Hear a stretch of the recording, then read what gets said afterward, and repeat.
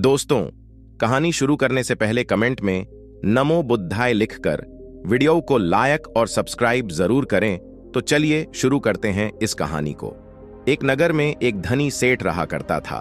उस सेठ के पास सभी प्रकार की सुख सुविधाएं थीं, लेकिन उसके कोई संतान नहीं थी। संतान के दुख में वह हमेशा चिंतित रहता था। फिर एक दिन उसे पता चला कि उसकी पत्नी गर्भवती है और वह अपनी पत्नी का बहुत ख्याल रखता था। इसलिए एक दिन उसके घर एक बेटे का जन्म हुआ। पुत्र जन्म से सेठ बहुत खुश हुआ, कोई कसर नहीं छोड़ी। उसका बेटा देखते ही देखते बड़ा हो गया। तब सेठ ने अपने बेटे को गुरुकुल भेजने का फैसला किया ताकि वह पढ़ लिख कर विद्वान बन सके। ज्ञान प्राप्त करने हेतु गुरुकुल भेज दिया था।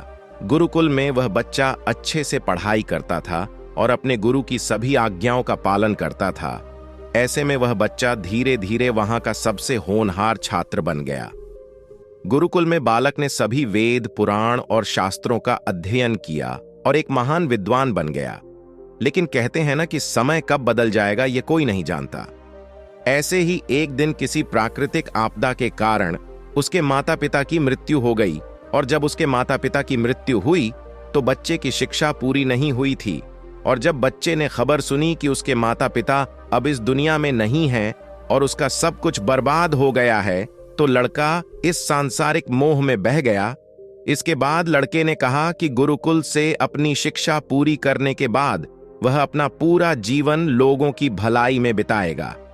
फिर जब बालक की शिक्षा पूरी हुई तो उसके बाद बालक साधु बन गया और वह सांसारिक चीजों से दूर हिमालय के जंगल में चला गया।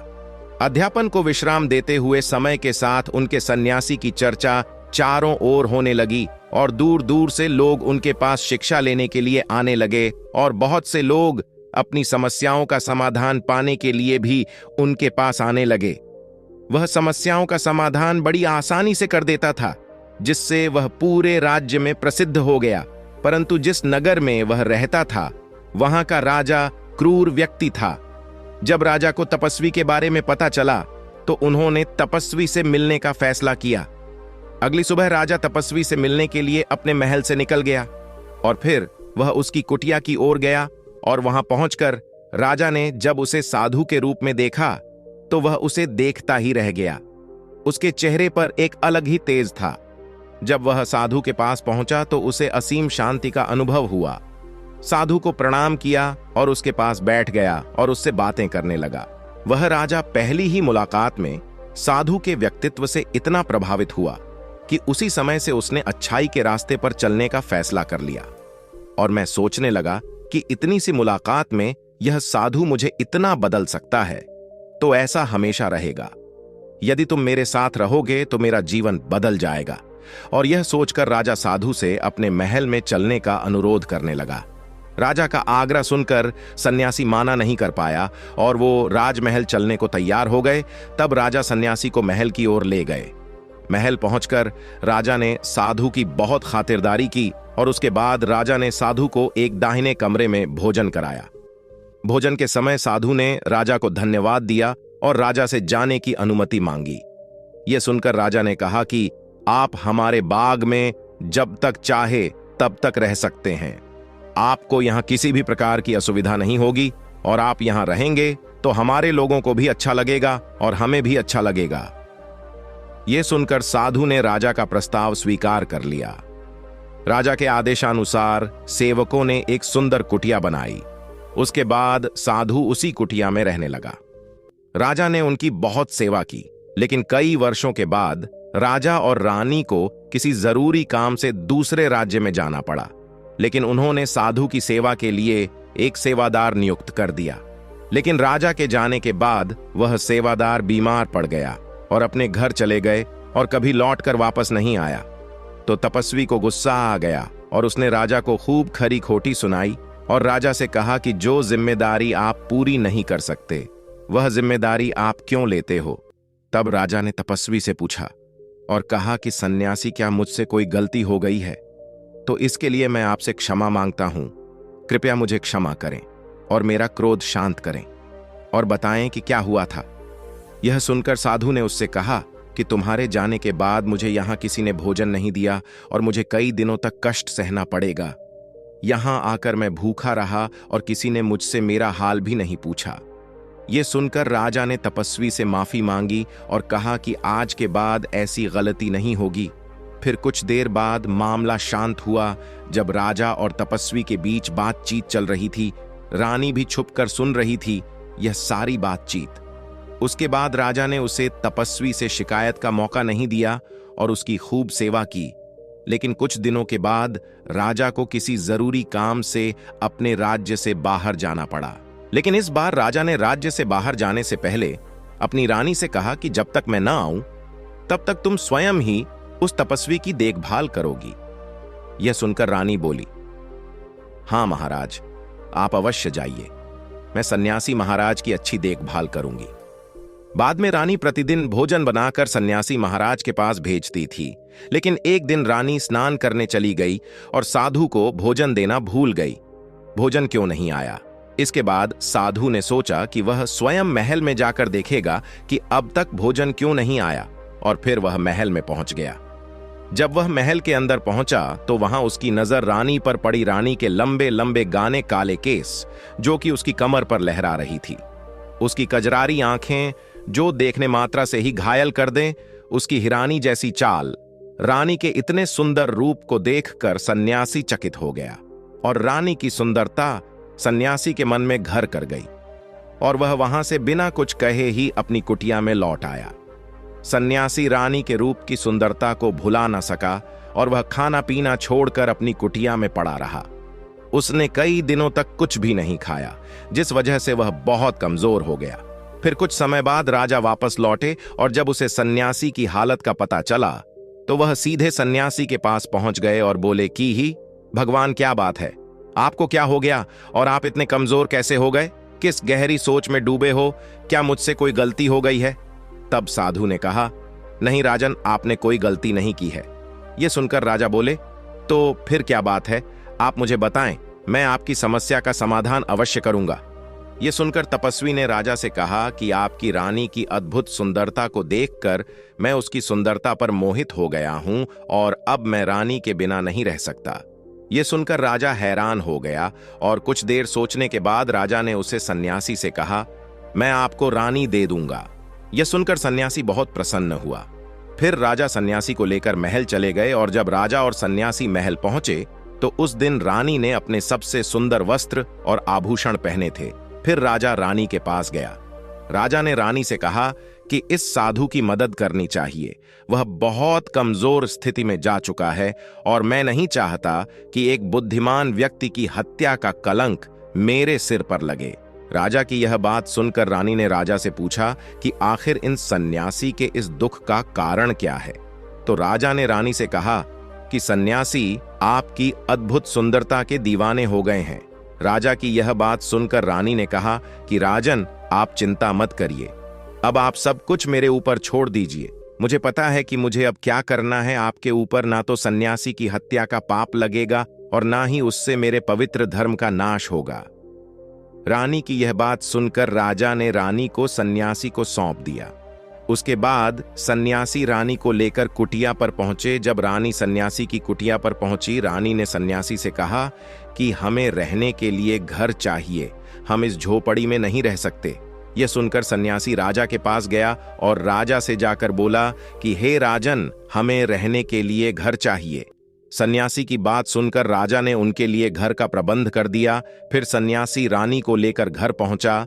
जब रानी सन्यासी के साथ उसके घर पर पहुंची तो रानी ने सन्यासी से कहा कि यह घर तो बहुत गंदा है और इसकी हालत बहुत खराब है, मैं इस घर में नहीं रह सकती। ये सुनकर सन्यासी फिर से राजा के पास गया और राजा के पास जाकर बोला कि ही राजन, जो आपने हमें घर दिया है उसे घर की हालत बहुत खराब है। सन्यासी की बात सुनकर राजा ने उसे घर की हालत ठीक करवा दी। उसके बाद फिर रानी घर के अंदर गई और नहा धोकर बिस्तर पर आ गई। तभी साधु भी बिस्तर पर आ गया। फिर उसके बाद रानी ने साधु से कहा कि आप जानते हैं कि आप कौन हैं और क्या बन गए हैं। आप एक महान साधु थे जिनके लिए राजा स्वयं सभी आवश्यक चीजें उपलब्ध कराते थे, जिनके पास दूर दूर से लोग ज्ञान प्राप्त करने आते थे, जो लोगों को सत्य का मार्ग दिखाते थे, जो लोगों की समस्याओं का समाधान करते थे, जिन्हें सभी लोग गुरु मानते थे। जिसे सब लोग भगवान मानकर पूजते थे, और आज आप वासना के कारण मेरे गुलाम हो गए हैं। रानी की यह बात सुनकर साधु को झटका लगा और उसे एहसास हुआ कि वह एक साधु है और यह सब क्या कर रहा है। वह ये सब सुख सुविधाएं छोड़कर शांति की तलाश में जंगलों में चला गया था। जोर जोर से रोने लगा और चिल्लाने लगा और रानी से कहने लगा कि मुझे क्षमा कीजिए महारानी, मैं ये क्या करने जा रहा था। मैं अभी आपको राजा को सौंप कर आता हूं। सन्यासी की बात सुनकर रानी ने सन्यासी से प्रश्न किया कि साधु महाराज, मेरे मन में एक प्रश्न उठ रहा है, कृपया मेरे प्रश्न का उत्तर दीजिए। रानी की बात सुनकर सन्यासी ने कहा कि पूछो, तुम्हारा क्या प्रश्न है। फिर रानी ने कहा कि जब आपको उस दिन भोजन नहीं मिला तो आप बहुत क्रोधित हो गए। तब मैंने आपके ये रूप पहली बार देखा था और तभी से मैं आपके व्यवहार में परिवर्तन महसूस कर रही थी। ऐसा क्यों हुआ साधु महाराज? आखिर आपको इतना क्रोध क्यों आया? रानी की बात सुनकर सन्यासी ने रानी को समझाया कि जब मैं जंगल में था तो मुझे समय पर भोजन भी नहीं मिलता था, लेकिन जब मैं महल में आया तो महल में आने के बाद मुझे सारी सुख सुविधाएं मिली और फिर मैं इन सभी सुख सुविधाओं के मोह में फंस गया और मुझे इसके प्रति लगाव उत्पन्न हो गया और फिर मुझे इसको पाने का लालच उत्पन्न हो गया, और जब मुझे यह नहीं मिला तो मेरे अंदर क्रोध उत्पन्न हुआ। फिर सन्यासी ने कहा कि महारानी, सच तो यह है कि अगर इच्छा पूरी नहीं हो तो क्रोध उत्पन्न होता है, और अगर इच्छा पूरी हो जाए तो लालच बन जाता है। फिर सन्यासी ने रानी से कहा, यह इच्छा की पूर्ति ही मुझे वासना के द्वार तक लेकर आई है और मैं आपके प्रति आकर्षित हो गया। इसके बाद वो सन्यासी रानी को लेकर राजा के पास गया और बोला कि राजन, मुझे क्षमा कर दीजिए, मुझे अपनी गलती का एहसास हो गया है। यह लो आपकी रानी, मुझे यह सब नहीं चाहिए। मैं अपनी इच्छा के वशीभूत होकर यह गलत कार्य करने जा रहा था और अपने जीवन को बर्बाद कर रहा था, लेकिन अब मुझे सब कुछ समझ आ गया है। उसके बाद उसे सन्यासी ने कहा कि हे राजन, मनुष्य की बर्बादी का कारण उसकी 4 आदतें बनती हैं और दुनिया की हर एक व्यक्ति के अंदर यह 4 अवगुण होते हैं, लेकिन जो व्यक्ति इन पर नियंत्रण का लेता है वह दुख और परेशानियों से बच जाता है। वहीं जो व्यक्ति इन 4 दोषों पर नियंत्रण नहीं कर पाता है वो बर्बाद होने के कगार पर पहुंच जाता है। ये सुनकर राजा ने कहा कि महाराज, आप मुझे वो 4 आदतें बताइए जिससे कि मनुष्य की बर्बादी हो जाती है। फिर सन्यासी ने राजा को मनुष्य को बर्बाद करने वाली आदतों के बारे में बताया कि हे राजन, मनुष्य को बर्बाद करने वाली पहली आदत है इच्छा, क्योंकि इच्छा ही दुनिया की हर एक व्यक्ति के अंदर सबसे पहला अवगुण होता है, और जो व्यक्ति अपनी इच्छाओं को नियंत्रण में नहीं रख पाता है वह जीवन के किसी भी क्षेत्र में सफल नहीं हो पाता है, क्योंकि जैसे ही उसकी एक इच्छा पूरी होती है वह दूसरी की ओर बढ़ाने लगता है, और दूसरी पूरी होती है तो तीसरी इच्छा उसके मन में जागृत हो जाती है, और फिर ऐसे करते करते इच्छाओं पर नियंत्रण ना होने के कारण इसी जाल में उलझा रहता है और दुखी रहता है। इसीलिए राजन, जब हम इच्छाओं पर नियंत्रण पा लेते हैं तो हम हमारे मन पर भी नियंत्रण पा लेते हैं, और जब हमारा मन हमारे बस में होता है तो हमें सुखी प्राप्ति होती है। फिर जो हम चाहते हैं वही हमारे साथ होता है। फिर सन्यासी कहता है कि हे राजन, मनुष्य को बर्बाद करने वाली दूसरी आदत है वासना। वासना का जन्म हमारे मन में उठने वाली इच्छाओं से होता है। जिस प्रकार इच्छा का कोई अंत नहीं होता और मनुष्य वासना के जाल में फंसता ही चला जाता है, वासना के वशीभूत होकर मनुष्यों को कुछ भी नजर नहीं आता है। आज तक जितनी भी लड़ाइयां हुई हैं, उनका सबसे बड़ा कारण स्त्री को पाने की इच्छा ही रही है। स्त्री के प्रेम में वशीभूत होकर राजा महाराजाओं ने आज से पहले बहुत सारे युद्ध किए हैं।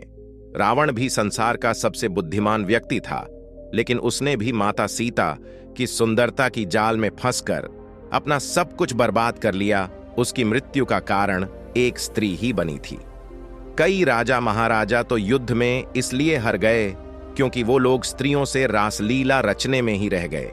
ईश्वर ने तो स्त्री की उत्पत्ति इस संसार को बढ़ाने के लिए की है, लेकिन आजकल लोगों ने इसे अपनी वासना का शिकार बना लिया है, अपने मनोरंजन का साधन समझने लगे हैं, और जब उन्हें अपना यह मनोरंजन नहीं मिलता तो वो पागल हो जाते हैं और ना जाने क्या क्या कर बैठते हैं। इसीलिए हे राजन, जितना हो सके उतना वासना से दूर रहना चाहिए।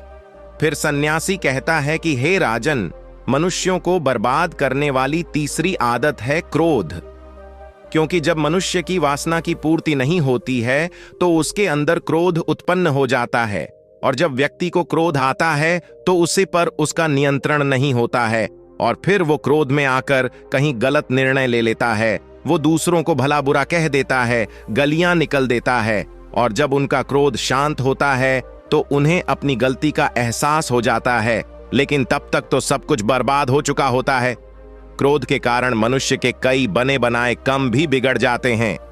जब मनुष्य के भीतर क्रोध उत्पन्न होता है तो वो अंदर से बहुत कमजोर हो जाता है, और एक कमजोर मनुष्य कुछ भी नहीं कर सकता है, उसे कभी भी सफलता हासिल नहीं हो सकती। क्रोध हमारे भीतर तनाव को उत्पन्न करता है, और अगर एक बार हम तनाव में चले गए तो हमारा पूरा जीवन बर्बाद हो जाता है। फिर सन्यासी कहता है कि हे राजन, मनुष्य को बर्बाद करने वाली चौथी आदत है लालच। हे राजन, लालच का फल सदैव बुरा होता है। लालच में पड़कर हम बहुत से लोगों का बुरा कर देते हैं। हर मनुष्य के जीवन में कभी ना कभी ऐसे लालच अवश्य आते हैं जब वह लालच कर बैठता है, और अधिक पाने की लालसा में वह कुछ ऐसा कर बैठता है जिससे जो उसके पास था वह उसे भी गवा देता है।